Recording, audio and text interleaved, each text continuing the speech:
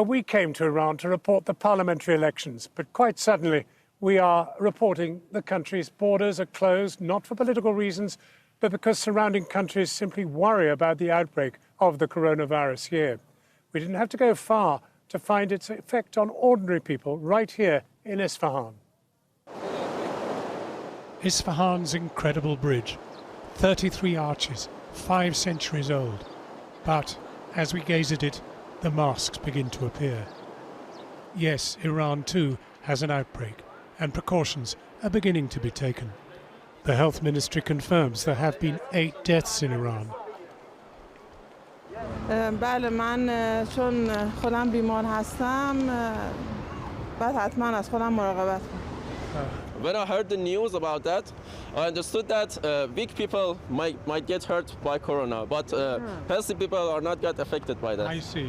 So as long as you're healthy, yeah, you're okay. There's no problem.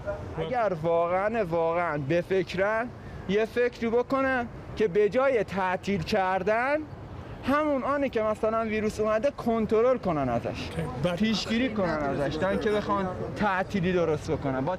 This being Iran, conspiracy theories abound, even about where it came from. It is bought by America. You don't have any evidence that America made? No, it is made by America. And after but that... it happened in China?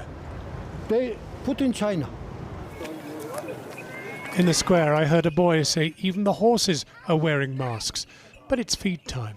In truth, it's not the coronavirus outbreak that worries the drivers, but the collapse of tourism provoked by the huge wave of sanctions and the political atmosphere in Iran. The bazaars too are suffering. When we visit Hossein Dehghan's carpet shop, they greet us with fist bumps, avoiding handshakes to avoid the virus. Business is not good. At the moment, it's down, to be honest with you. After the Iran agreement with the world powers, let's say, the number of tourism in Iran has been increased, you know. The nuclear deal. Yeah, the nuclear deal, yeah. And after that, you know, we saw that by the season is decreasing. Like last year, we do have decrease in the number of the tourism. In the square of the Great Mosque, modernity openly struggles with the past. More people have been born here since the 1979 revolution than before it, and many are frustrated with the lack of change. That dissatisfaction spilled over into angry demonstrations in recent months. Amnesty International says 300 were killed, others say many hundreds more. That violent clampdown was condemned by the MP for this area, who was one of those reformists banned from standing in Friday's election. این ظرفیت را ما نذاشتیم فعال بشه. اگر این ظرفیت ها استفاده بشه و قانون اساسی کاملا اجرا بشه، هیچ نیازی به درگیری، هیچ نیازی به اعمال خشونت، هیچ نیازی به برخورد نیست. I have reported from Iran for 40 years, and I have not found it in such turmoil. The coronavirus has added agony to the economic turmoil of sanctions. Sanctions increased on Friday after Iran was blacklisted for financing terrorism. Iran deserves better. Any who hope for change now wait for the presidential election next year. And what if then their candidates are banned again? Well away from the worries about the virus outbreak, there's still been talk here about the election. Earlier, I spoke to Hossein Dehghan, advisor to the Supreme Leader, a former top general and defense minister. He's tipped by some even as a future president. I began by asking him what impact General Qasem Soleimani's assassination by the Americans has had on Iranian morale. امروز تمام فرماندهان ما، تمام فرزندان مرزبان، همه سربازان، همه افراد در درون سازمان‌های نظامی و غیر نظامی علاقه‌مندند که فردی مثل شهید سلیمانی باشند. پس ما اگر شهید سلیمانی رو ظاهراً از دست دادیم، در کنارش هزاران شهید سلیمانی یا هزاران سلیمانی رو امروز در جامعه خودمون پرورش دادیم و داریم. Do you think the disqualification of so many candidates in the election was a good idea, or do you think it may have suppressed the turnout? ببینید، ما اساساً در انتخابات بحث رد صلاحیت نداریم. بحث احراز صلاحیت هست. بر اساس مدارک و اسناد موجود و عملکرد افراد دارای بعضی از ابهامات ممکنه در زندگی سیاسی اونها یا اجتماعیشون باشه. طبیعتا ما مجلس و نمایندگانمون رو بر مبنای یک قولی که از امام داریم که مجلس اساره فضیلت‌های ملت، علاقه‌مندن مردم ما که بهترین فرزندان خودشون رو به مجلس بفرستن.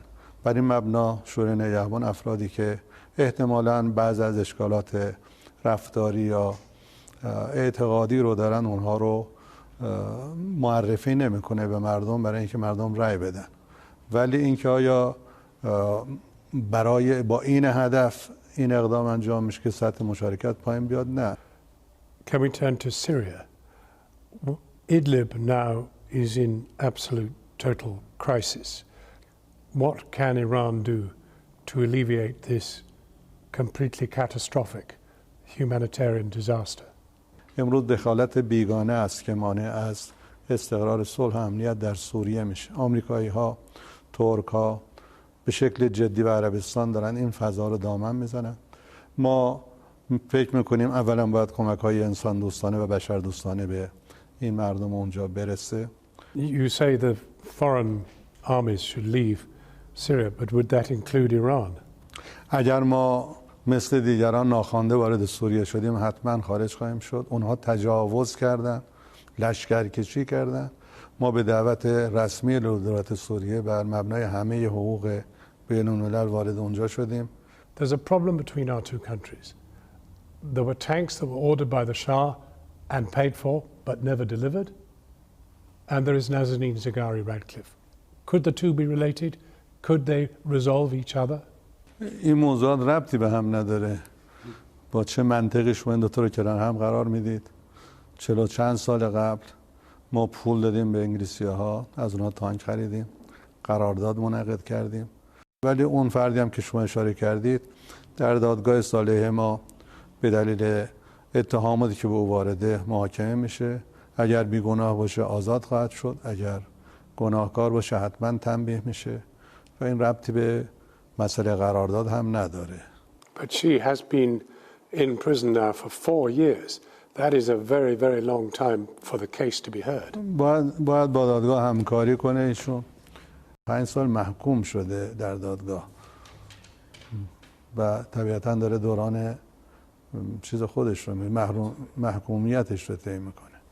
Just one last question. It's about the disruption of shipping in the Strait of Hormuz and also about Iran's shooting down of the Ukrainian plane.